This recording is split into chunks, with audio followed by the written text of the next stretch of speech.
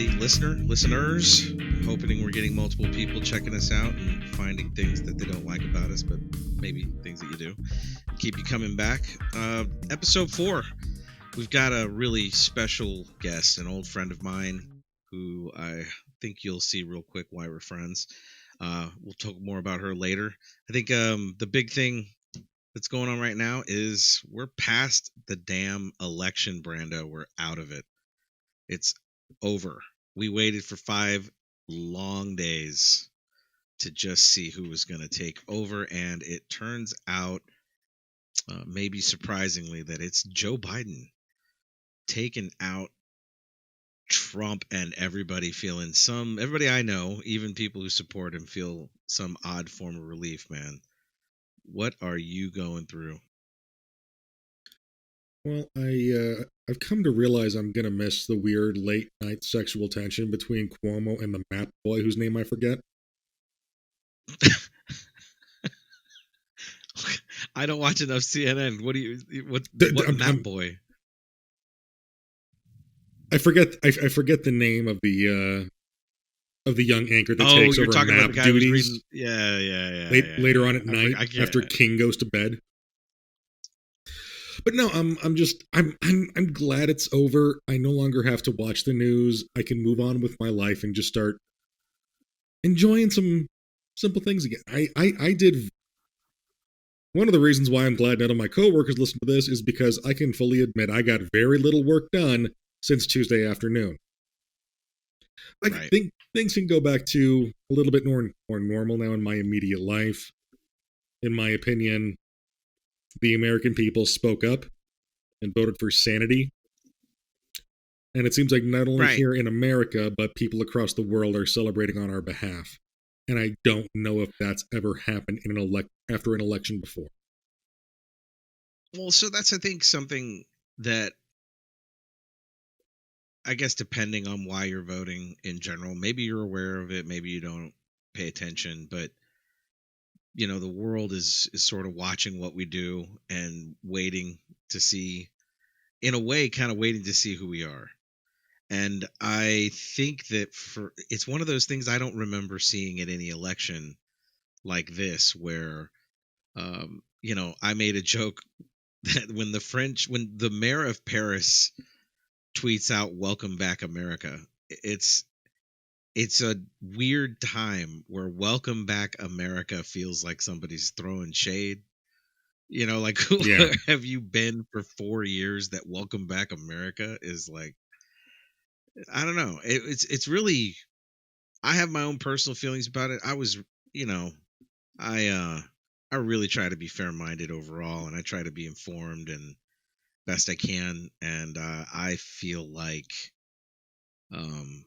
especially in his campaign was one thing, but in his speeches about wanting to sort of bring people together, having just a person who is deemed in leadership speaking in a way that was about people remembering they're on the same side, and that he's just not trying to divide into these small kickball teams at every single turn was super relieving. And to see the world react, I mean, I didn't realize until maybe this morning that London had a huge fireworks show. Did you know that? I did. Church bells, I believe, in Paris were going off. And I must say, to go back on your comment a moment ago, there's a couple of things I find very interesting about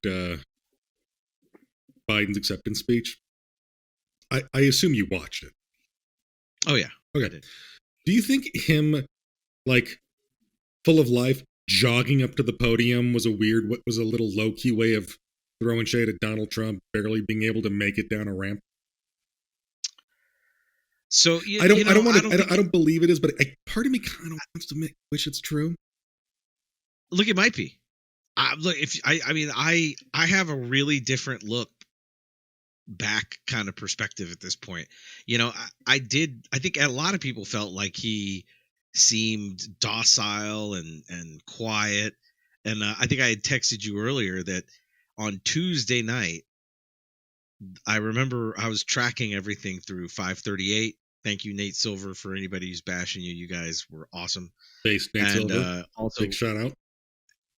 big shout out to somebody I'll never meet. Mhm. And then New York Times and ABC. And I totally understood why the media wasn't going to call it quickly. I think that was really smart. I think in a way that might have been in the playbook for the White House, that if somebody called it too early, ironically, Fox called Arizona way early, but that was going to be the blame the media they're trying to influence. And Yeah, for I mean, them to but say wait what it you will out about that way, Fox, their opinion talkers are junk, but the newsmen are good. their election analytics and their polling are on point. Yeah, their newsmen are good. I mean, I'm a fan of Chris Wallace for the fact that he embodies journalism as I think it is supposed to be, as much as possible on Fox. And my second So thing, I go ahead, my please. second thing about the speech is it felt so weird and foreign to have the president of the United States deliver a speech that inspires hope in complete and grammatically correct sentences instead of weird little fragments. It felt really good. What John Cusack nailed it. It was odd that having someone just give sound like a leader and sound coherent was just something that was weird in a way. We hadn't heard it like that, particularly from that place. But no, man, I think it was. I look at it differently. I think a lot of people saw him running weekly. I think on Tuesday night they said he turned the TVs off and was going to bed, and I thought that was like, oh, the old man has seen this before. He knows where it's going. He's going to concede in the morning. I thought the worst, and for him to come out the next day and he's like, no, we know where we're going. We're not. He kind of got quiet about it. That looked it was very uncomfortable for me. Then as the numbers came in and he starts projecting the kind of confidence that I was hoping to see in a way. To me, that whole turning off the TVs and going to bed thing, it totally looks different to me now. It went from being this poor old guy has seen this a million times to this dude long con hustled the shit out of this campaign and President Trump. He gave him so much rope that Trump hung himself. He was quiet. He did not go at him in the same thing. He didn't get baited in that same mentality. And now he looks like a pimp. He didn't even want to watch the numbers. He's going, I'm tired. I've seen this 100 times. I know I'm going to win. I'm going to get some shut eye. That looks different to me. It's a whole narrative in my head, sure. But the fact that he won that way, I mean, would you disagree that Trump beat himself in a lot of this last, say, 60 days? Oh, absolutely. Without going into detail. Absolutely. Right. I think he had plenty of times to pivot, but he didn't, and I think he beat himself. I think one of the smartest things the Biden campaign ever did was never try to come out to refute the whole Sleepy Joe or Biden has dementia thing. Because after that first debate, everybody saw that was bullshit. Well, that's kind of what I mean, though, right? Yeah. Like, at that point... Don't use the word smart with me. But people in the first debate were saying, "Oh, all he had to do was be competent." But if you look back on the game plan, I love the idea that the whole time this guy's going, "Let him say it, let him say it, let him keep talking, let him keep talking," and then he shows up and presents himself as. I mean, look, I don't think I'm going to be as quick with my words when I'm his age, but I didn't think he sounded out of his mind at all. He sounded like he knew exactly what he wanted to say and what he wanted to do, and I think it was a big blow. I'm telling you now, looking back at that campaign and everything, he looks like Clint Eastwood. He looks like he knew the whole time what he was doing, and he had some way of seeing how it was going to play out. Yeah, it's exciting. I don't know. It's been lifted. You feel huge relief, huh? Yes and no. Do you have any big conspiracy theories about it? Did you have any thoughts about where you think things were going to go, or did you expect some more chaos than we got? I think I was worried that there'd be issues at polls and whatnot, but that stuff really didn't materialize. I mean, I wasn't exactly worried about any sort of weird election fraud thing happening. I mean, considering how many different states, are involved, how many different polling centers are involved, how many different Democrat and Republican observers hired and vetted by the state are involved. I mean, if they somehow rigged that election, they did a piss poor job considering we're still stuck with Mitch McConnell, Lindsey Graham, Susan Collins, so on and so forth. But Yeah, no, I mean, I got a little wary when nutty. armed nut jobs showed up outside the Maricopa County elections office, and then Alex Jones ended up there spreading his own little brand of crazy. But thankfully, as Thirsty of the for recording attention. of this, nothing crazy has happened. So doesn't that to me is a good thing to kind of focus on, right? Like as much as they wanted to pump into everybody's head that there's going to be a bunch of Proud Boys and Boogaloos and people out in the street, it didn't happen. I truly think people were ready. They're ready. Even people who support him are just like, all right, man, no, I'm tired now. I think I'm just gonna go home. And I think they're just sort of done, man. They're exhausted. and They're ready considering to they're ready to not have to hear about the fucking White House every day. and considering we're in a once in a century pandemic, and the Biden campaign was encouraging people to vote by mail for safety reasons, so we don't so we don't risk The dying. biggest non-controversy of the year. And of course, the Trump administration is insisting that voter fraud, vote by mail bad, vote by mail fraud, go vote in person. Of course, he's going to take a massive lead in the beginning, plan. And then as they start counting those mail-in ballots that were submitted at an unprecedented level, things are going to shift blue. So of course, him just turning it off and just going to bed makes perfect sense to me. He knew what was happening. Well, it's what I was saying about feeling. The victory itself makes a statement on many levels. That he could win Georgia, that he could turn Wisconsin and Pennsylvania back because he went there, he campaigned there. Michigan, Arizona. I mean, Arizona and Georgia are huge, huge statement, and I think it just makes a pretty clear. 207. Sorry. Oh, we will get there. Yes, we will get there. But okay. Before, we gotta go further a little bit, and I actually want to get into a little more about the vice president, but I just kind of wanted to round out this part of saying I personally am relieved. I know a lot of people are upset. I remember being upset myself 4 years ago, and I hope we can put it behind us a little faster than slower. Hopefully, we remember we're all on the same damn team and just sort of get over it. Figure out why we need each other. We don't have to see everything exactly eye to eye.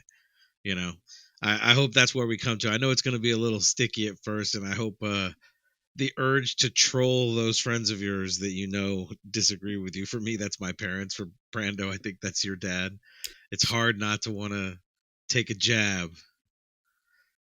Oh, I'm going to be incredibly nice about it to my father. I haven't even talked to him yet. If he just is a man and admits that the country made the right move, cool. If he starts throwing... And I think about this the same way as pretty much any other Trump supporter that I may have in my life, is if you start to act petty and childish, then I'm just going to use the same saying and logic that they threw back at us in 2016. Fuck your feelings. Well, yeah, look, there's going to be a lot of people that do that, man. People in my personal life, not strangers. I'm not looking to get shot. Make that very clear. I live a lot around a bunch of people. I don't want to be like that. No, I'm going to be nice about it, but I think the thing I'm not going to really deal well with is the conspiracy stuff. And I think if they hit me with any of their deep conspiracies about things being stolen and whatnot, I'm going to hit them with my conspiracy that he didn't pivot when he could have because he really wanted out. He wanted it to look close, but he really doesn't want to be there. So he doesn't ever pivot. He doesn't ever let up. He wants the reputation of being the fighter. He wants to go out saying that it was stolen from him. so that he can carry that on into whatever he's got planned for next. But I just, it's one thing to say maybe he doesn't understand. That's hard for me to go with, or maybe that he's crazy. A little easier to believe that one, maybe. But I actually think it's not a big jump to think maybe he's smart enough to just go, I'm gonna tank by being overly aggressive, spending all my campaign cash so I don't have any way to fund, advertising at the most pivotal time before the election. Like all these little things, that would be what I'm going to throw at any family members that try to tell me about QAnon or things being stolen, or black sharpies in Arizona. I'm just going to start going into he never wanted to be there in the first place and see what happens. Well, it's See funny if you it bring up goes the on. lack of money thing, because in the fine print, if you donate to his campaign fraud fund or whatever it's called, up to 60% of your donation can and most likely will be going to pay off the campaign's debts. Grift after grift after grift. Yeah, And he's he gonna and totally take that from the people that won him. I believe that. sure, I mean, Sadly. oh, he's a fighter. Yeah, well, he's going to have a new fight now because, as far as I can tell, the New York Attorney General's coming for that ass. Yeah, look, it's gonna be. But again, though, uh, I'll tell you right now, and I know it's not gonna be popular. I would like to look. There's a part of me that wants to see justice served, but there's a part of me that wants to see the country not at each other's throats. And I hope that happens not as I don't hope it doesn't happen in a big loud way. If it happens and it comes that way, I hope it's not this big clown session. Although I'm sure online there'll be trolls just going ham over it. But if that happens, we'll deal with it then. I want to focus a little bit on an interesting part of this whole thing. The first woman of what do you want to say? Like a mixed race Yeah, woman she of is a accomplishment, Attorney mixed General of race California, woman that is now our vice president. Indian and Asian. I mean, accomplished on her own right. I I think think it's that an interesting thing. I don't know. Give me your hot take on Kamala Harris. I think it's a massive upgrade from the sentient jar of mayonnaise we had previously in that office. Um, sentient jar of homophobic mayonnaise. Sorry, I got to be specific here. I think Thank you. that I was whether very or upset. not let me try this again. There are some people in Congress I don't necessarily agree with on some of their platforms. I think some are maybe a little too far in the progressive area to ever really get any serious traction in higher office. I want to be proven wrong. But when I look at, as what Fox News stupidly calls the squad, who all got reelected this year, mind you, Yeah, that's true. and we have a black, half Asian woman vice president. Trumpism is not dead in this country. It's going to be a long time before that ever gets rooted out. But I think it's going to start because a lot of young women of all races are going to be able to look at those women and say, if they can do this, so can I. And it gives them the Well, and inspiration to it's go for it. yeah. Well, and inspiration. That's the thing is the inspiration or hope. It seems to have really shown itself to be more powerful than the negativity that I think a lot of people interpreted coming from the other side. And then it's also kind of like one of those things where you hear, out with a whimper, not a bang. It just seems so much that uh, the minute that the people on broadcast news started referring to Trump as a was, that is to me where I thought that's where he's really that's how he knows when it's over. He doesn't care about when other people are saying it, but if he can turn it on Fox or turn it on CNN or turn it on MSNBC and he hears people saying Trump was this, it's past tense, it's over. Dave Chappelle on his stand-up intro into SNL had a moment where he just simply says he's gone. It's done. And I think that people aren't focused on that anymore. I think they want to know what, even people who are maybe not entirely comfortable with Biden or Kamala Harris. I think that they want to know more. But the reason I want to talk about her is because of some things that, well, just basically one thing that was expressed to me from my wife, and I thought it was pertinent to our conversation and also to some extent our guest. And I think I'm going to kind of change it up a little bit and not try to. We're going to do a little difference here because of what's going on, because we're post election. We're going to bring in our guest now and really have this part of the conversation, talk about current events with them, and then we'll just kind of move on to talking more about them as we go in further into the cast itself. So without real any hesitation, I'd like to bring on Melle. This is my friend for well over 25 years, Melanie Hunt. Welcome to Brevity Box, Melle. Thank you for being with us. Thank you for having me on. It's exciting to have you. We're just bringing you on to kind of jump in the conversation. We were just starting to get into talking about, well, we were talking about the presidency. I'm sure you overheard that while you were in the quote unquote green room. And we were getting into Kamala Harris, and you know, it's easy to talk about the precedent and whatnot, but we're two dudes who are never going to know what this means or how it affects women all over the country of all kinds of backgrounds, races.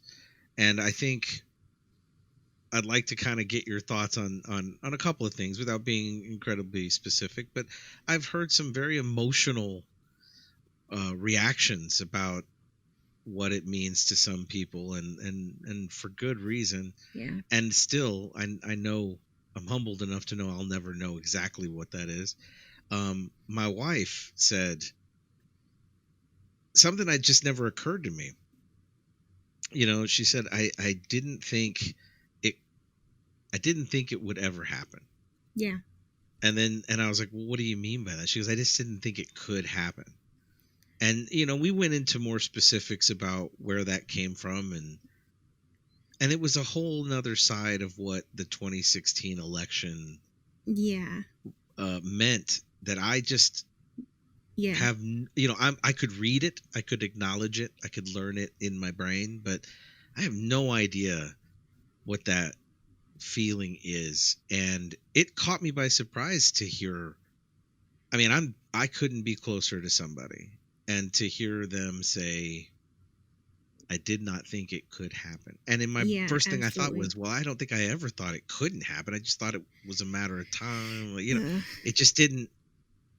It really just didn't ever occur to me. Do you feel like you're saying you're affirming right now? I mean, what are your? Do you have that feeling overwhelmingly? Did you get emotional? I did. I was actually really surprised at how emotional I got, and I am, you know, I am not even a person of color. I'm not a woman of color, so I have no idea how that felt. You know. Yeah, I mean, what is the opposite? What is the furthest opposite of person of color? I think you're person of non-color. Yeah. You're the white. You're the whitest white. You're the white crayon, man. But no, seriously, I mean, I was surprised at how emotional I got, and there was this element to 2016 that just felt like, oh, of course not. Of course we didn't get that. You know, I don't know why I got my hopes up. You know, and that was part of what hurt in 2016, and it was just really special. It was really, it was, you know, I can't even really come up with a good enough word. It was just really something to see. Well, you know? What occurs to me in this last couple of days and kind of feeling that sentiment out a little bit from the places that I've heard it is the first thing is I just don't know. I don't have carnal knowledge of what that feeling is. I just don't. And I think that's it's one of those things I wish I could understand it more than I do, but it made me sort of reflect on whatever I thought about the 2016 election after talking to a couple of different women in my life, and most prominently my wife Brooke. I really, I had not occurred to me that if you're not into politics, like let's say you don't know shit about how polls work or how the electoral votes work, or how any of it, whatever the hell it means, you're just waiting for somebody to tell you who's winning, Right. who's not. Yeah. You like, you don't like. And it didn't occur to me that and that's how stupid I feel about this, because it seems so damn obvious, but it didn't occur to me that that election was this like statement to womankind about where the country was in terms of how, they, like, I did not know that it was no, we're gonna stick with the It you know yeah, it felt gonna, like not just a repudiation of Hillary in particular. It almost felt slightly like a repudiation of we're not ready for that yet. We're not ready for a woman in the highest office in the land yet. Well, that's what I'm saying. Like, it was almost as if you kind of there was this statement being made to the country of, how about a matriarchy? And the whole country went, no, we'll take the super asshole over there. We want anything but that. It was, she won the popular vote though, so that was right. I'm not trying to say. I'm saying how it felt. Right. That's the way. Exactly. It's how it felt. It felt like a referendum on people like yourself, like Brooke, who are out there dealing with it all the time. And there's, I said this to you on a conversation the other day. Guys get fans who root them on, who don't even know them, and it doesn't really happen like that for little girls and women. It doesn't work like that, where people take so much pleasure in being a part of their success. At least it hadn't traditionally, as far as the way we see things. And it never occurred to me, and so now you have somebody like Kamala Harris, who, without going into crazy detail, this is not somebody that came out of nowhere. She's got an extensive career that goes through being the top cop, the largest and financially most difficult states in the nation, in California, becomes a senator, raged and amazing primary performance going at Biden hard. And so when Biden chooses somebody that goes at them hard, that I like that. Right? I like that respected opponent bit. And I don't know. I have a particular view that I won't go into as far as the power of the vice presidency, but the things that I can say about that are that I think a very young senator who got the presidency and needed experience and a voice that could help guide big decisions, and Biden being that guy, I think Biden continued to redefine the power of the vice presidency, and I think he knows what he's asking somebody to do by in giving them that responsibility. And I really think Kamala Harris, when talking about Biden, said that she had learned a lot about what the potential of the vice presidency was from watching Biden. So I feel like you have two senators. I mean, what a juxtaposition. You have two people who know how to do this. I don't know. And so you got super emotional. Do you feel like, I mean, kind of go on about that a little bit. Like, does it make you see, it just, what do you see differently now? It just felt like, almost, okay, don't laugh at me, but it did feel almost like a little bit of a sacred moment, of just history looking on us right now, and hearing her speech was just fire. I mean, it was so good. You know, she also one thing I appreciated was she mentioned, you know, Native Americans who, you know, helped us win Arizona. Yeah. And, you know, I thought that was nice because that group is a lot of times erased, you know. Yeah, they're not thought of. Yeah. And they're important in Arizona. They're a part of the community in Arizona. Yeah, they're a part of us everywhere. And, you know, it just, they need representation just like, you know, probably even more so, you know, than other people of color sometimes. I don't know. I'm not really qualified to talk on that, but I'm not qualified to talk about it either. But one of the things that occurs to me is one of my I'm a big King of the Hill fan back in the day, and there's a moment during a Thanksgiving episode where Dale is talking to John Redcorn and says, do your people celebrate Thanksgiving? And he goes, we did once.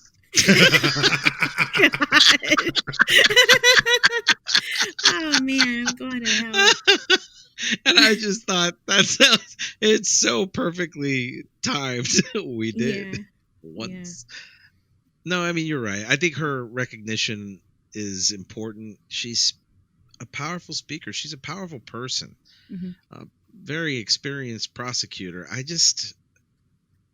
think it's exciting to be back in sort of our wheelhouse where we're talking about nothing is impossible and it feels good to have leaders again. It just feels really good to have leadership again. It felt like we were missing that. To be fair, Trump is a leader. He's just a particular kind of leader. Mm-hmm. There's words for those kinds of leaders for a lot of people. There are words for that. You know, but at the same time, I think kind of going back to what I was saying about, you know, there's a lot of people who just have very limited exposure to stuff, and I'm not really keen to, you know, I feel like I accidentally get in a place where I start just talking too much about all the minuscule details mm-hmm. about politics, and it's such exciting conversation, right? and it's just, you know, I think it's important to pay attention to how people feel, and there are people who I know are really disappointed and angry, and I want to be I want to try to be understanding. It's difficult. I think that there's a real blind spot where we don't realize there's sort of a I don't know, man. I like the idea that even if you didn't vote for Biden and Harris, that you could at least be. I know there has to be individuals out there who voted for Trump and Pence that are still moved and respect the fact that this country put, you know, a woman in the White House. Yeah. You know, and they won the popular vote mm-hmm. by millions of votes. Brando, millions. 4 million. What millions? And 4.5 million, I believe. Yeah. I mean, flipped a lot of states. What were you going to say, Melanie? I'm sorry, I didn't mean to cut you off. No. I was just going to say I thought it was 5, but yeah, I'm not an expert. So. Well, none of us are. That's the whole point. We're all really like I like the term first class American nobody. I want to have I want to have my I want to try to turn that into my brand because I like the anagram, or what's the like the F. Think about it. FCAN. I like that. Listen, I like fucking. Yeah. Be in the fucking squad. Yeah. Fucking bands. And to be fair, on certain topics, we're basically highly functioning morons too. So. Well, yeah, we're just trying to figure it out. On some topics. Everybody's like that on some topics. Well, and that's kind of my point, right? like there's a bunch of people who, for whatever reason, you know, they wanted to vote for the guy from The Apprentice or from Home Alone 2. and now they voted for the guy from Parks and Rec. So no. he was on Parks and Rec. Oh, what a great scene. I forgot about that. Oh, yeah. I totally In fact, there was a great tweet that said, Parks and Rec star Joe Biden will be replacing Home Alone 2 star Donald Trump as playing the American president. That was one of the funnier jokes I saw. Is in an attempt to keep the presidency, Donald Trump officially changes his name to Joe Biden. To Joe Biden. That's the other thing. It feels a little like blood in the water when it comes to the internet. I'm worried. And memes and trolls. Like, I feel like it's reversing course. It's been one way and now it's kind of turning. I don't know. I still feel a little worried about retaliation, because if I don't know, I'm one of those people that live in the South. Yeah, well, no, I'm talking about retaliation coming out of the highest office, because I'm just talking about like I was joking by the way, but yeah. In particular the correspondence dinner where Seth Meyers made the jokes and Obama made the jokes about Donald Trump, and then he ran for president. Sure. But yeah, look at the crap he's taking now, and it's just like, okay, he doesn't react well to that kind of stuff. So no, I think we enjoy the moment. I think probably tomorrow morning it's going to start, but I just again, I keep digging for anything that might make me worry, and I don't see any legitimate issues. I think there'll be a long drawn out recount, but I don't think they're going to find. There's no evidence of anything. If I may speak up, the last time I looked into it a little bit, and recounts don't have swings more than like plus or minus 200 votes to one side or the other. That's pretty much it. Yeah, you're not covering 20,000 votes in Wisconsin. Mm-hmm. It's unlikely you'll cover 10,000 votes in Georgia. You're not going to, I just don't see it going by the way. How do you think he's going to concede? He won't. What do you guys think? He won't. I think he will, but I think he's going to do it in a whatever, a different fashion. Like the obvious is they stole it or whatever. But I don't put it past him. I honestly don't put it past him to actually come out and sound like somewhat civil and throw a giant curveball. I'm trying to be the bigger person here, so I'm going to concede. Yeah, I mean, doesn't that seem like the more frustrating thing for him to do? Instead of being like, they stole it. I totally expect him to come out and just be like, I'm actually kind of relieved. And people be like, what? But a narc just cannot admit defeat. Yeah. Well, but that's the thing. I don't know if he'll come out and say. I think the most twisted version of this is going to be some fiction about how he's going to let it happen. Like, he knows, like, he could win, he could go to litigation, but he's not going to do that because he thinks it's better for the country, kind of thing. Right. Like, yeah.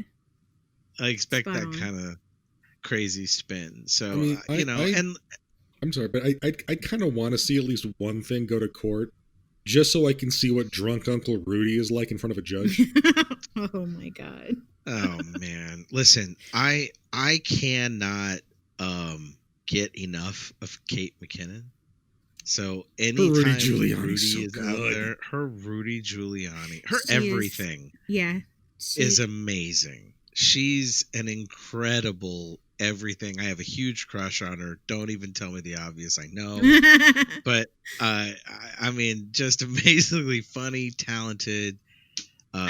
I love her, Rudy. I like all of her comedy. I like that they started doing that with Melissa McCarthy and Sean Spicer. That's the first time I saw. Oh, that was so funny. A woman playing a male part. Yeah.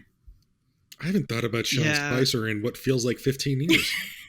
It feels like it was. It certainly does feel like the longest year of my life. Well, March did last 10 months, so. It does feel like that, doesn't it? You guys remember Scaramucci? That was a fun 10 days. Oh my gosh. Wow. Man, that 2 weeks was nuts. I think it's really funny because a lot of people on the internet now refer to a time period of 10 days as a mooch. And refer to a lot of other cabinet and I will start doing that. And refer to a lot of other cabinet members' tenure in terms of mooches. Is he the one that has the really, really petty Twitter? Yes. Now? Okay. Just checking. He's the one that kind of had to leave after talking about Steve Bannon, sucking his own dick or something like that. Yeah. I saw that. That guy, but the guy seems like, it's weird that I didn't like him for 10 days and then he started going out there and talking about everything else. I was like, he's kind of a cool guy. A bit likable now.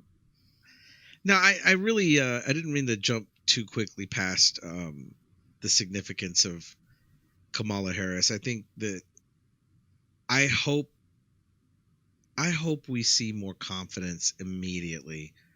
And I know that that's going to be, just from the I'm glad to know that women and girls will feel like how they should, in my opinion. I hope that starts. I hope we can start seeing having a little more egalitarian respect, equals across the board, and honestly, in many cases, betters. I feel like Kamala Harris, as in her resume, is a lot more impressive than our sentient mayonnaise that's in there right now. Love sentient mayonnaise, by the way. It makes a lot of sense. It kind of explains The Fly. Yeah, I was just thinking about The Fly. You leave mayo out out there for too long, that's what's going to happen.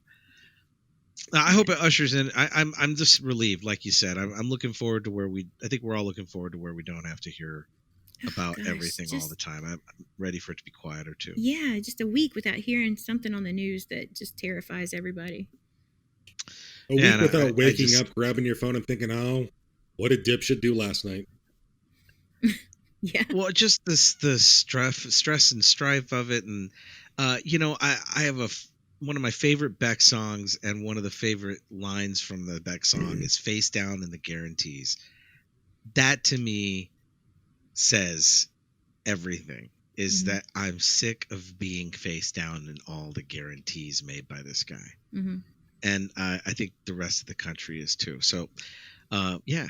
So let's move on. Before we move on, there is one more thing I want to say about some of the female politicians we have now. Just recently, I never thought I would see people in Congress doing this, but a couple of weeks ago, I caught about 30 minutes of a Twitch live stream of Ocasio-Cortez, Ilhan Omar, and several other people streaming Among Us and just having a grand old time. Whipping ass. When did you ever think you would see congresswomen playing video games on the internet and just having fun? Of course, she's brilliant. So, she's just got, really good. And she's savage in those committee hearings too. Yeah. Well, I have a crush on her. Well, I'm sure a lot of people do. That Ben Shapiro. The thing I like about that's kind of. What'd you say? Ben Shapiro definitely does. Oh, Ben Shapiro. Poor Ben Shapiro with Ben Shapiro. Ben Shapiro and his AOC foot fetish. He's a weird guy. Yeah. I would be happy to buy him his next bottle of Brill Cream. Yeah, I don't know. I think it's the thing that I like about that statement, though, is just seeing gaming in general as more of everybody games. That it's not just this 16-year-old to 25-year-old demographic. There's nothing, I like the fact that this person would be kind of out there just doing something that everybody's doing. That game is hot right now. Everybody's playing Among Us. And I like it's fun. I like the fact that that a couple of our politicians really suck at being the imposter. They're bad at lying. I like that. What does make you feel better, right? It does, yeah. You feel a little better about it. No, so I hope that I'm really got hope. I hope I'll end it there. I hope it feels good to hope. Yeah, it does. And to kind of be able to know that regardless of all the noise that's going to probably happen over the next few weeks, I am glad to know that it's about to be done, and I can look forward to a time where it's not there like that, and it's going to be great. If for nothing else, that part will be really enjoyable. And I expect nothing but great things from President-elect Biden and Vice President-elect Kamala Harris. How cool. How cool. I did not know, and I'm telling you, when I read it, I could not stop grinning. Personally, I was very, very pleased with everything, the way that it turned out. Got a couple tears out of me. No shame. The horses left Yeah, the and hospital. normally we wouldn't really spend 30 minutes or 40 minutes plus talking about politics, but we're post-election. I think everybody had a lot of emotions and tension build up. I didn't want to go crazy serious or crazy detailed about process and blah. It was just a cool moment to be on that side of, and I'm glad to know that more than most of the country right now agrees with one another, and that makes me feel less singled out. Mm-hmm. So, and I do think there's a lot of people that, even though they voted for the president, that kind of understand the moment. And I don't think we should be. I hope that people are smart enough not to just group 70 million people under one stamp or one stereotype. I don't think that's how it works. I don't think we would like it. Right. I don't think they like it either. So I think I'll stop there and kind of say, hey, I'm glad you jumped in on the conversation. I mean, I'm glad to know you got emotional about that like Brooke did, and that you have some of that same perspective and that you feel empowered by it. I think that's a great word for it. Yeah. Well, and I think a lot of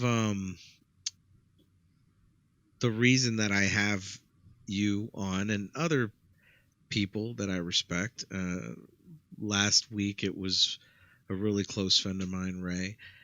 I'm into people who I see having to overcome obstacles.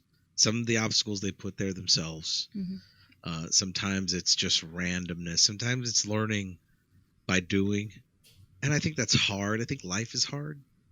And so I think when, we met, I mean, what was it, 1997? Mm-hmm. Yeah, I'm pretty sure. And I think about 97 at McNeese State University. Lake Charles, Louisiana. Lake Charles, Louisiana. And I'll tell you, you find me another lake that's got a nice film right on top. Hey. It used to. But that was a long time ago. Bring back the nostalgia. Yeah.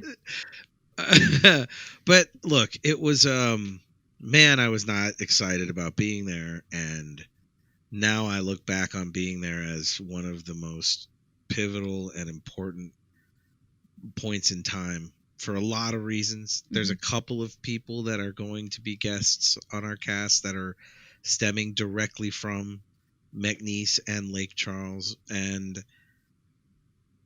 it was a special place. Yes. And it was a special time, and it was a weird time. There's a lot of funny, ridiculous things I could say, but for you and me, would you say, I guess it's fair to say it started at Squires, or would you say it started before that? I think it's just started, running around the art building in the middle of the night whenever they didn't really lock the doors. And so, of course, we found the auditorium, and that's. So, Brando, we would, every campus has an art, well, most of them have a school of art, and they'll have a theater and all of the different labs for whatever art class or whatever thing you're working on. And they have an auditorium there, small auditorium for plays and theater, that called Squires Auditorium. And they would leave the doors unlocked to this thing. And for people who were living on campus that didn't want to go to sleep and wanted to kind of creep around the areas around, looking for a piano to play, maybe looking for anything to just have a little cave, little private little moment, and we would end up in there and just there was sort of a weirdness to it, right? Like it was almost a therapeutic quality to being in the middle of the night in a dark auditorium with scant light on a stage. It's scattered throughout the damn room, right? Right. Creep all around backstage and oh God, we tried on the costumes in the costume department, but it was up above the stage, so we had to climb. Do you remember that? Yeah, I do. Yeah. I think we're technically admitting to being like B&E. burtling. B&E. We're burtling. I think you're break fine. it. The statute is definitely passed by now. But we would It's spend time in there with friends of ours that we found interesting. One of those people is Brooks, who should be doing Oh, God. a spot on here. I can't You know, wait. I think I don't know how to explain it. I will say that if for anybody who knows who Fiona Apple is, I had no idea really who Fiona Apple was, and I remember the first time. I remember the first time Melanie and I were just getting to know each other, and we were there with. I think Brooks was there the first time you played this song, I think it was. and you played "Never Is a Promise" from Yeah. Fiona Apple. Is that the title album? Yeah, it was the album title, and I had a voice class that semester, and I had never thought of myself as a vocalist per se. Like I always thought of myself as a pianist, pianist first and foremost. And I picked that song to sing, and I was practicing it, and that's what you guys heard. And I've smitten immediately with the way that song hit me, to the point where to this day I don't that's one of the few songs of Fiona Apple's that I don't go back to as much, because I still think it's the second, like I feel like somebody's doing a cover of your song. Oh, God. All respect to Fiona Apple, and I'm not trying to be insulting because I'm a huge fan. No, and that was a great album too, for especially how young she was. But yeah, everybody kind of needs that magical time in their life, and I really feel like that's what was ours. Yeah, we became close friends. I don't know how to explain that. It felt like brother sister in a lot of ways, or on the cusp of adulthood, kind of.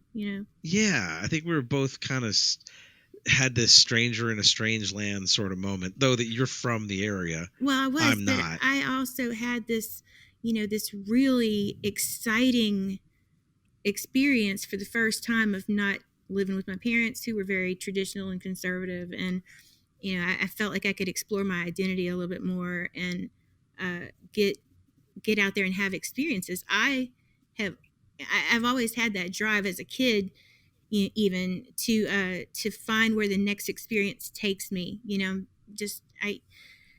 Whenever I was younger, especially, very adventurous.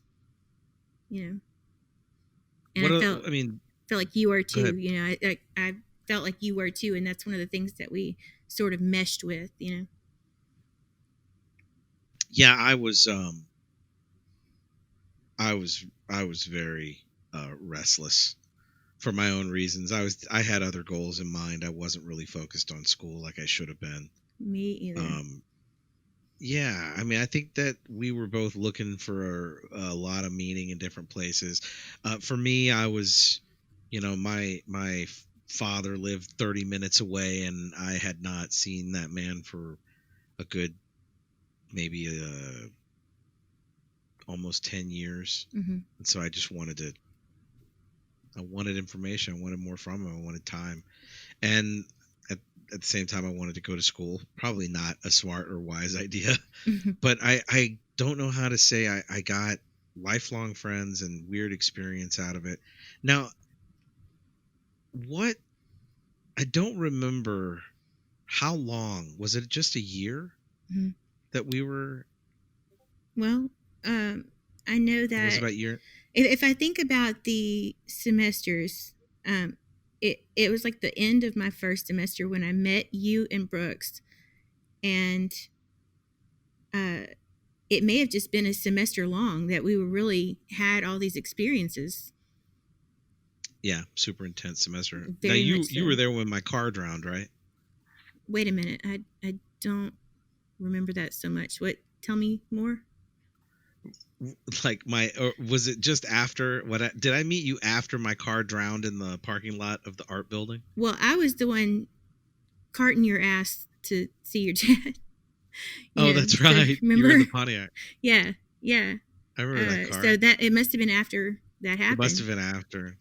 So I'll have to. You have to remind me, because when we get in deep into the interview, I'm gonna tell that story about the drowning car. But I think it's significant to bring up the music as being where we started, because Yeah. it's something we really connected with. I think a lot of kids and college kids, they connect through music. We connected through music. Brooks played bass. He was in the band at McNeese. Played the tuba. I remember trying to learn the Possum Kingdom bass riff Oh gosh. with his guitar up on the stage at Squires. Yeah, I remember But that night. the music, yeah, right. That was a lot of fun. The music Oh. pulled us together. It wasn't too long after that I was moving to New Mexico because I had met somebody, ironically, at McNeese, who was from Oregon, of all places, and was transferring to New Mexico State University at Las Cruces. Mhm. And you and another friend of mine were two people I don't know. I guess looking back, do you feel like you still know you were ready at that point to get out? You know what I'm saying? I was absolutely, after the next experience, again, that was a lot of who I was and still am. And it was very easy to be talked into doing that. And that's what happened. It was more like you just kind of presented the idea, hey, me and a couple of friends, yada, yada, yada. Well, and it Would you seemed like to out of the go? question. It seemed crazy, right? It was like, we're just going to get an apartment and live in New Mexico. That's why it was such an attractive, thing to think about, was because, it was going to be a little bit of, by Lake Charles, and it was going to be a little bit of, I can do this myself. I want to see what it's like to live on my own, And we did our best to make it work for a long while. Yeah. How long between, I start off with music because I know now that, you've produced a significant amount of music since then on your own and written your own music. Mm-hmm. And I'm trying to build to that. Where do you, I mean, it wasn't like we were doing much of that. We were sort of being recluse, destructive young adults in New Mexico. We were miscreants. Yeah, we're total miscreants. Yeah. But what did it, like, where did that, I guess what I'm asking is, do you feel like that as an artist, you've taken that music or taken that impact in those stories, and it made you, like, where did that journey go? I guess this is about you, not us, right? I don't want to get caught up talking about all of our memories. Well, but you start off practicing Fiona Apple. You mm-hmm. nail the song. Thank you. You have an incredible voice. We're gonna have you've been nice enough to let us have one of your tracks that we're gonna plug in here at the between the two segments, and give people an idea of what you've got going for you. You're so talented. But I guess I'm so, how much of your, like, where did that start? Like, I guess after New Mexico we sort of lost touch. We lost touch. And but as an artist, that was such that time was like distilled in my mind as and it was weird. I didn't do it, and I still have this thing. I can't really do it in front of people. It's not something that I'm confident about showing people while it's under construction. But and that was definitely the case back then. We were living 3-2 an apartment, and I didn't write a lot while we were living together. But then, if you remember, I moved out, to another place in Las Cruces, and then we, I really kind of settled down and started writing a lot of stuff that was just on my mind. I was processing, the experience. I was processing my day-to-day reality. But at the time, was that just more of a journal, or was it poetry, or did you know you were writing music? Oh, I knew I was writing music. I've been, writing music since I was 7. I started piano lessons at 6. I wrote a song at 7, and it won the state championship for songwriting. Wow. Yeah.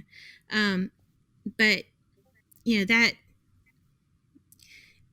as far as seriously sitting down and writing something that meant something to me personally, I started doing that probably around the end of high school. And of course I was making music about what was going on in Las Cruces and what it meant that I was out there, what it meant mythologically in my life, like that the whole kind of, what did it mean? And I was thinking about that pretty hard. And I still, have a couple of songs a couple of my old favorites are from that period, and it actually, whenever I got home, because I ran out of money and I had to call my parents and humble myself and say, look, I failed. I need to come home. Can you come get me? And they did. They came and they got me and they brought me home. And it wasn't too long after that I started playing shows, which I didn't do for very long. We're talking about like a 3-month period when There I in Lake had Charles. a verbal contract with the owner of D'Agostino's, which was Oh wow. like a little That's restaurant cool. in No, Lake that's Charles. And my aunt was coming into town from Los Angeles and from San Bernardino, and she had never seen me play in front of people. And I was like, well, if I'm going to do it, I need to do it now. I talked myself into it. And despite a lot of anxiety, I got up there and I did that for 3 months. And it was, I got a question about that. Yeah. And Brando, I know that you're more into you've got a whole line of knowledge about music that I know I probably am not touching on. So if there's something that's not occurring to me, man, jump in. I wanted to ask about you getting over the anxiety to get in there and perform in front of people. Mm-hmm. When we started in Squires, it was a dark room with 2 or 3 people at best. Mm-hmm. And I know that living together, and Brando knows this because he's been a roommate of mine as well. So he knows that I will be singing for no reason in the kitchen. Mm-hmm. And at I know 6:30 in the morning on a Saturday. What are you talking about, man? What's up? No, You know what you did. I do know what I did. But that was one of those things that I don't know that I've maybe had 2 or 3 friends maybe that would just jump into song, right? And just have fun with it. And there's been maybe 2 or 3 times in a 20-year relationship with Brooke where she's done that. And that was part of our friendship. Yeah. I still do it with my son. I will literally, don't, go sit down and eat your snack, Jack, and just start making up, riffing and just making up something stupid, just for the joy of it. And he gets into it. Yeah, absolutely. That's good. I like that. Yeah. Well, so we'll get to that point because I do want to get to where you are now because I know that you have a family. Mm-hmm. You're married, your husband and you get through life with your son. Mm-hmm. I know that you've got a lot going on with your other stuff in your life and what you do for a living. I want to get to that point, and there's a lot there. I guess I was getting to where I was, how did you go from being, like, what did it take for you? What do you think was the moment where you decided you were gonna, because that's not the person you were. No. Right. And then, like, as far as the music goes, what were you playing? Yeah. It's still not the person I am. I haven't gotten back on stage in a long time because of the anxiety. But at the time, it was just a really unique situation. And the way I talked myself into it was by saying, you don't know when she's going to be coming back. That's a long trip, and she didn't come all the time. And it was a whole big thing. It was, I had all of my aunts and uncles there the first night that I played, and it was this, really special night. So But I told myself that, you know, you only have one shot. You're going to have to do this. And there's no, if you don't do it, you just won't experience it, you know? And lots of times if I try to talk myself into doing something, I can put it off, but I couldn't put that off, you know? So it was just a do or die, you know? I flew by How did it go? my pants. The first one was a little buggy, but yeah, it smoothed out. And, you know, I had some youthful folly, you know, in some of the shit that I did, you know, just, I don't know, just, it was great. It was so great. You know, it's great to look back on. Sometimes I'll look back on and I'll clench with anxiety, you know, again, and like almost an embarrassment whenever I think about some parts of it and pieces that I messed up and stuff. That still sticks with me now. But overall, I'm so glad I did that. So glad I made myself get out and do that. And you go from, how long were you back in Lake Charles before you spent some time in Massachusetts, right? Right, but that wasn't until after. In fact, that's how I met my first husband, that we got married and moved to Boston. He would come to my shows. I worked with him. I worked at the same company as he did. And I don't remember why they knew I was doing shows. I don't remember if I said something or if one of my friends said something, but he started coming to my shows and he, you know, became a fan and, you know, as it were, and just was really sweet about the whole thing. We got married, you know, that winter. I guess it was, I came home in July, I think, of 98. No, in 99. July of 99. Right. Yeah. And I know I was playing shows during November of that year, because that's when she came down. And 2000, it was December of 2000 whenever I moved to Boston. So you moved to Boston, you got married here in Louisiana, or did you go? Yeah, at my parents' house, actually, yeah. What took you to Boston? Like, why Boston? It was a job for him. He actually, okay, this is a weird, you know, story, but we were gifted with this trip to Boston and a stay at the Rose Wharf Marriott by some family friends of his, because we didn't get a honeymoon, and they were doing I see. Yeah, it was nice. They were doing a conference. He sold a software, you know, one of those dictation softwares that was just kind of coming onto the scene at the time, and there was a seminar up there put on by the software company, and he invited us. It's basically what it was. So we went up there and we enjoyed it so much and just vibed with the city so much that he looked for a job in Boston. He was working with a headhunter and got a job in Boston, and we just went up there, just kind of seized the day. Right. Which wouldn't be the first time, right? Right, exactly. And you kept performing up there? No, I was so shy. Right. You know, and just I didn't feel like I really had made enough connections to have, you know, even an idea of where the best place would be to play. You know, we would go to shows once in a while. I saw Aaron McCown up there, a band called Fooled by April. It was, you know, it was the early 2000s. So, that sounds like an early 2000s band name, doesn't it? Yeah, it does. I said it, and then I felt myself jerked back to it's like when you tell somebody about Chasing Amy. Yeah. My favorite movie was Chasing Amy. My favorite band was Fooled by April. Yeah.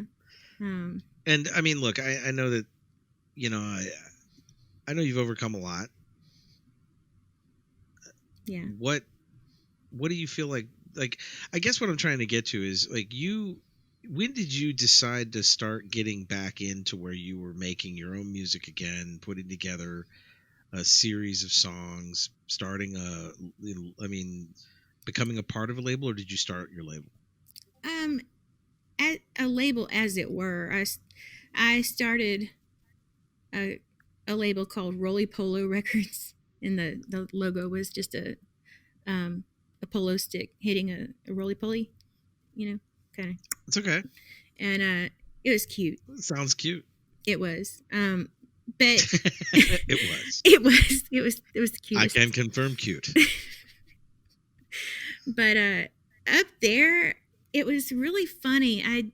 I started seeing a therapist. Just that is funny. I don't know. No, I'm just saying. No, that's not the funny part. Please. No, but I started seeing a therapist, and she recommended this book to me because I was experiencing a period of writer's block, and it was this great book. Talked about it's called The Artist's Way by Julia Cameron, and it talked about morning pages, which it's just an exercise that you get up in the morning. First thing you do before you do anything else, while you're drinking your coffee, you write longhand 3 loose leaf sheets of paper worth of just getting out whatever bullshit is in your head first thing in the morning. It's Brando, you need to do this. Yeah, it's such a great exercise. I mean, within like 1 or 2 days of doing it, oh man, I had material. See what he writes down. But it was, and so that's where your music came from. Yeah, a lot of come out first. Yeah, absolutely. It's just a matter of doing it, basically, like kind of like the just doing it, just playing the shows whenever I wanted to play for my aunt. It was just a matter of just write and it'll come. Just write whatever's in your head, and eventually you'll find something that sticks.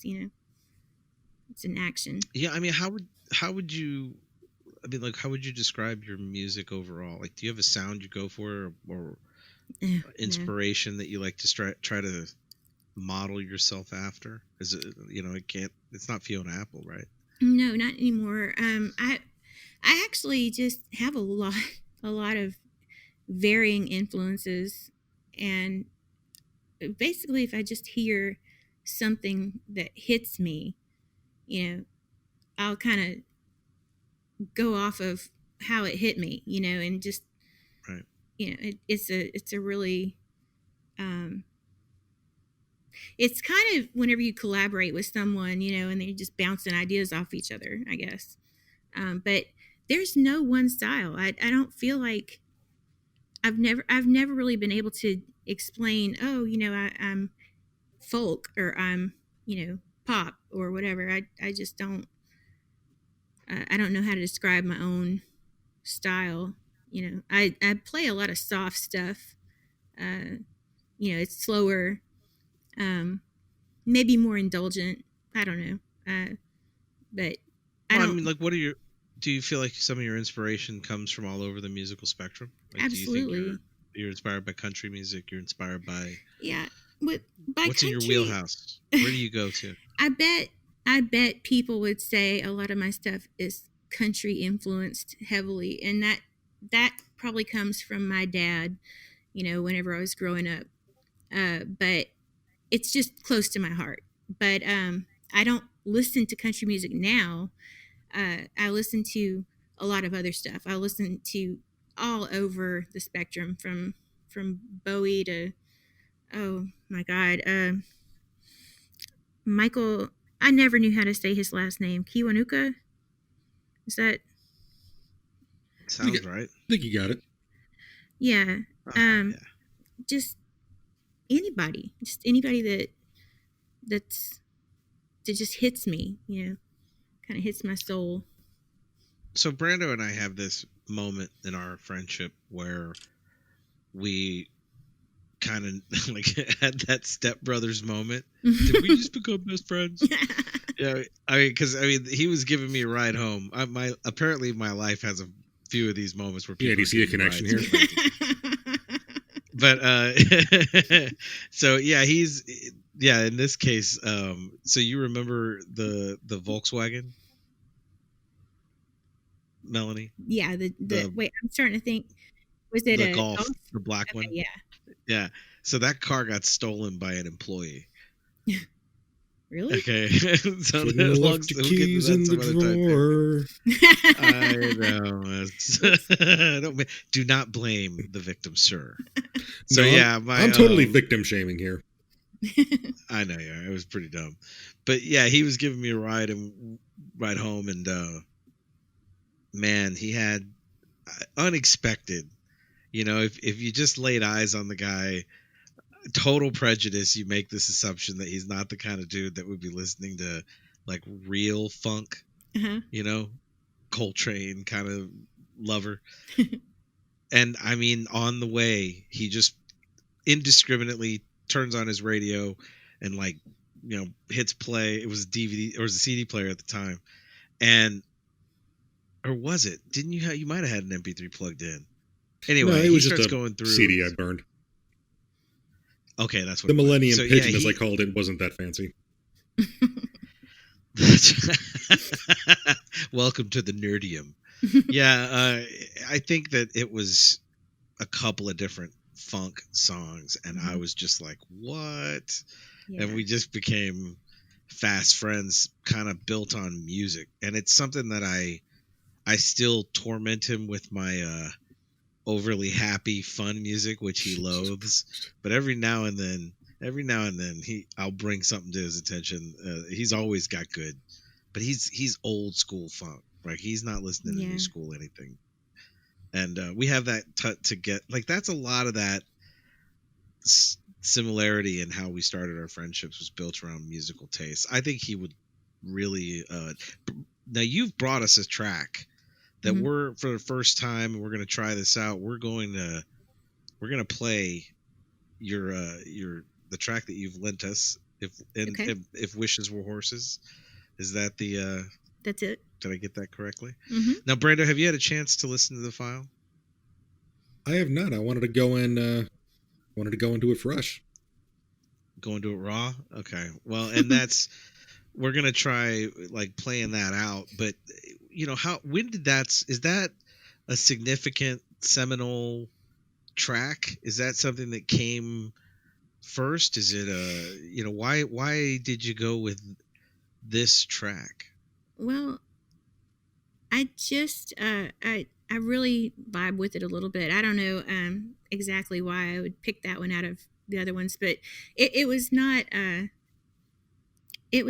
some grand project. It was just something that I kind of hammered out one day. It was one of those that came that little bit easier, and I wrote it in 2016, which I'm not going to talk about exactly what it's about because I feel like that would ruin it for some people. But yeah, it's just a song that I wrote one day, and I just really was that liked something it. your dad would say? Like, was it? Where did you get the phrasing? Because that's something my if dad. If wishes were horses, beggars would ride. Is the phrase? Yeah, that is a great Southern parlance, right? That's a great and it's kind of you find yourself in this situation where the land of plenty that you were in before is now covered in dust, like the song says, and what do you do from there? And so that's what it was kind of about. If wishes were horses, 2016. So we only have to cover about 15 years before we can get to it. How long? I mean, but how long did you stay? Like, when did you come back to Lake Charles? How long were you in the Northeast? For about 16 months, 15 or 16 months. So you've been back here since 2003? 2002, yeah. It was 2002. It was December 2000 I got up there, and then it was April of 2002 when I came home. So you were up there when September 11 happened. Yeah. Crazy chaos. And then now we won't focus on what happened in that first marriage. Obviously it's a first because it's no longer. You're right, but we're still friends, so. Oh, well, that's good. Yeah. That's that's a nice relieving thing. Yeah, And absolutely. when did you I mean, you've known your husband now for Since I was 13, yeah, I was gonna say you guys are way back. and I'm 23 now, so Are we allowed to say his name or is he just husband? yeah, you can say his name is that's Kyle, So my you've husband known Kyle. Kyle since you were a 13 kid. years old. Yeah, sixth grade. When did he come back in your life? Um, not that long after I came back home from Boston, we started hanging out again. We had been friends, before whenever we were in high school. I hadn't talked to him in a really long time. Um, and we just started hanging out and, just grew It didn't closer. stop. Yeah. We just grew closer. It That's was very nice. natural. Yeah. And your son? My son Asa is 11. 11. Yeah. And that brings us to 2016. Pretty much. Yeah. Now that's we're gonna definitely get into some deeper dives into that time between the two, but I kind of Right. wanted to make sure I covered your musical inspirations before we went into letting the world hear. Thank you for letting us play your track, and then we'll of course continue the interview and get into some nitty gritty and ask some more questions. I mean, it's in the beginning of the show I mentioned obstacles that you've overcome, and I certainly don't want to go anywhere you're not comfortable, but I think that would be interesting to see kind of the things that happened in all that time and what honed out the artist inside of you and what drives what you have to say now, because that 2016 song, you're not covering a song where you're practicing your vocals anymore, like in Squires with a piano. So now it's exciting. I loved it. I completely, you don't say beggars would ride. Right. I'm not going to ruin anything, but it did make me think about where you were when you wrote it. Right. And I think it's going to speak to a lot of people, and I hope they'll enjoy it. Is there, Brando? I mean, I think you're going to get a kick out of it, man. I mean, do you listen to country at all? Do you listen to anything that's country inspired?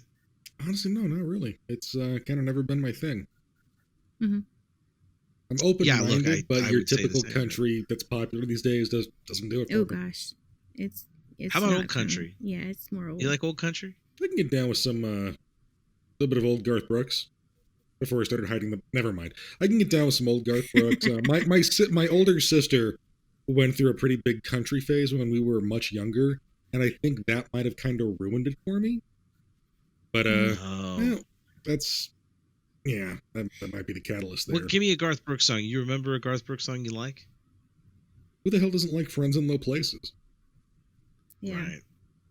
Instant, easy song. Melanie, do you listen to country now? Are you a fan of current country? I listen to older country. I haven't really taken the time to explore new country. What kind of old? Are you talking about same era, Garth Brooks? I'm going back to like Waylon and Willie. Really? Yeah. Wow. Okay. Brooke loves Willie Nelson. Brooke loves Willie Nelson. Yeah. Like, Garth Brooks was good too, man. There was this one song, I'm much too young to feel this damn old. Yeah. That's a great song. He knows, he's got great alliteration. Songwriters. He's a weird character too, but I mean, when he was big, I liked the song. Everybody likes Friends in Low Places. I like Thunder Rolls. He had some good writers. He really did. Some comedians have recently introduced me to Wheeler Walker Jr. That's been interesting. Oh, yeah, I know those podcasts. He's a different animal altogether. No, I liked some Sammy Kershaw, and but the one that always makes he is my dad who lived in Jennings, father, not dad. My father who lived in Jennings was friends with Doug Kershaw. Oh wow. And I think those two are related. But the one I think of, because I was a kid when they were popular, and it was right there at the same time as that era of Garth Brooks, George Strait, Clint Black.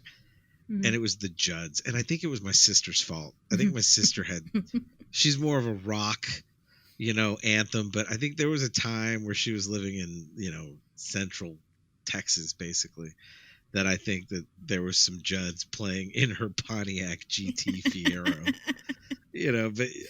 But I love those songs, as corny as it is. Yeah. They imprint those on you a little bit. They do, and I think it was the rhythm. And even to this day, I think a lot of times, like I drove my nephew nuts when I was giving him rides to different places here in New Orleans, because like you, Brando, I'd have something come on that's either more pop or even worse for him. Like I had a French pop song that I love. I'm not really listening.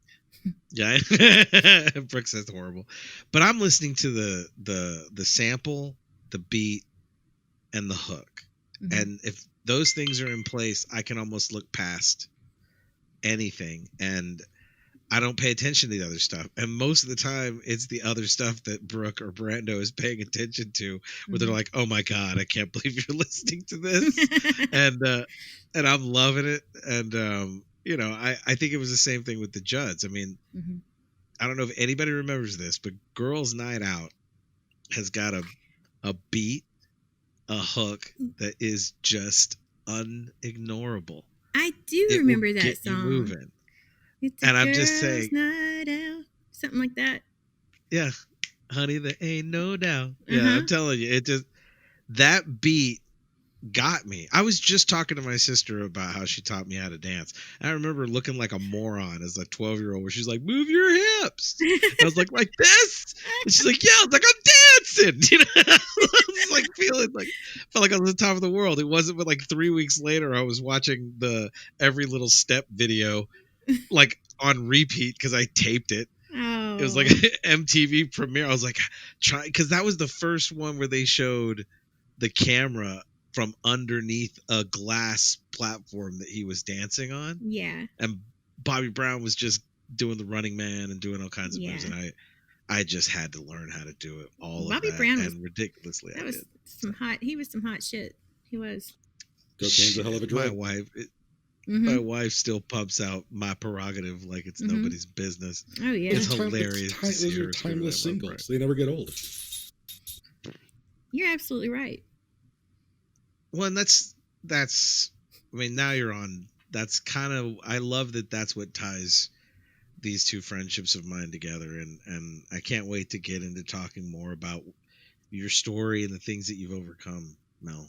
And I'm glad you were able to join us. I think we're going to move from this to the next segment. And if you don't, I'm going to let you kind of read in or do you want me to introduce your song to the world? You do it. Yeah, you go ahead. I trust you. You don't have a stage name? Sparkle Magic? No. No.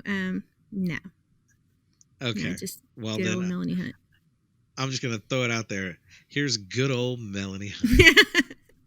With If Wishes Were Horses. We hope you guys enjoy. This is a first for us, and we're gonna hopefully try to keep doing that. And if you want, if you're nice, it'd be nice for you to be a part of that, where you're just keep giving us more music over time, Mel. Sure. That would be super dope, and we would love to play some more of it.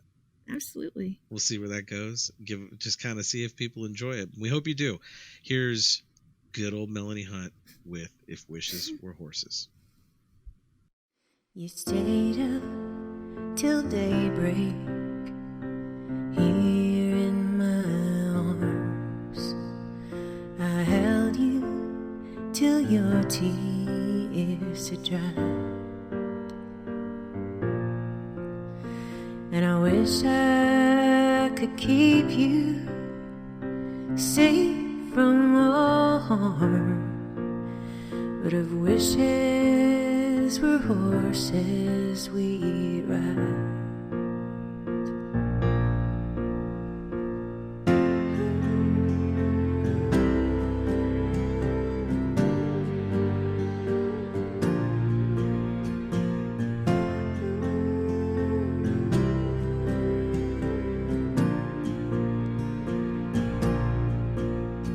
Now this land of plenty is covered in dust.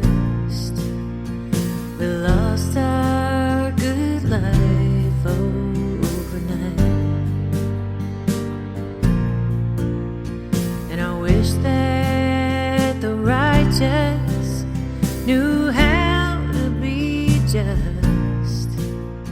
But if wishes were horses, we'd ride. Reach out your hope now and follow this road.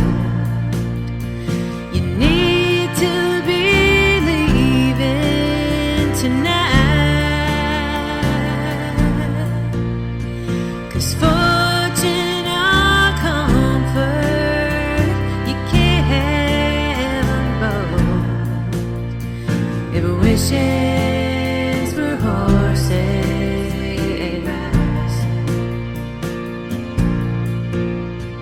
if wishes were horses, oh, if wishes were horses,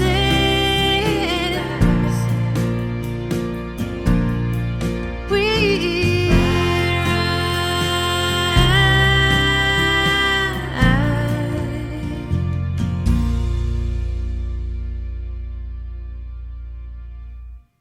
Mel, I want to say I really appreciate you coming on. We've got a lot more to talk about in the second segment, but for right now, it's just been fun.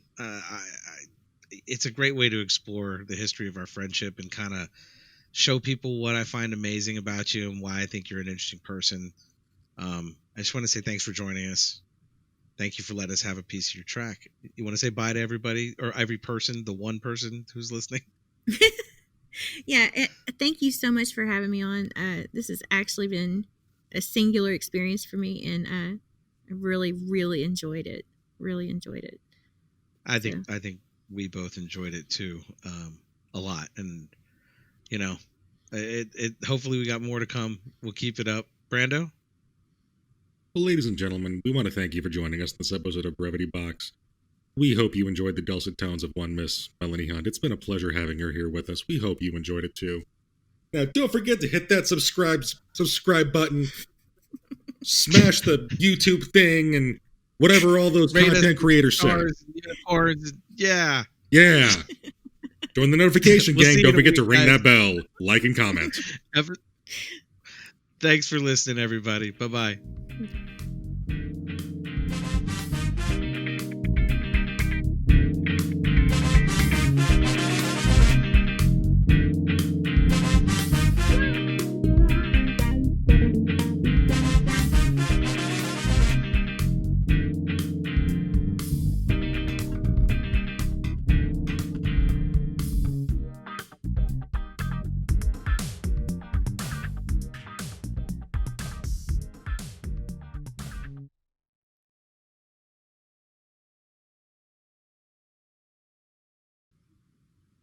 This has been a presentation of Brevity Box on the Ruminations Radio Network. Just NPR the fuck out of it.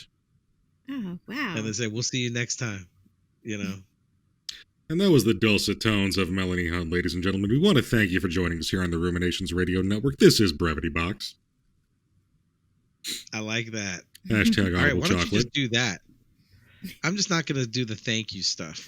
We'll come back from it. Don't with forget another to thing smash later. that Just do subscribe extra. button, hit that thumbs up, and join the notification squad by ringing that bell. Fuck, I hate I think you YouTube. should do all of these things. I think you should do all of it. Okay, I think we're going to include some of that stuff because it's funny and ham.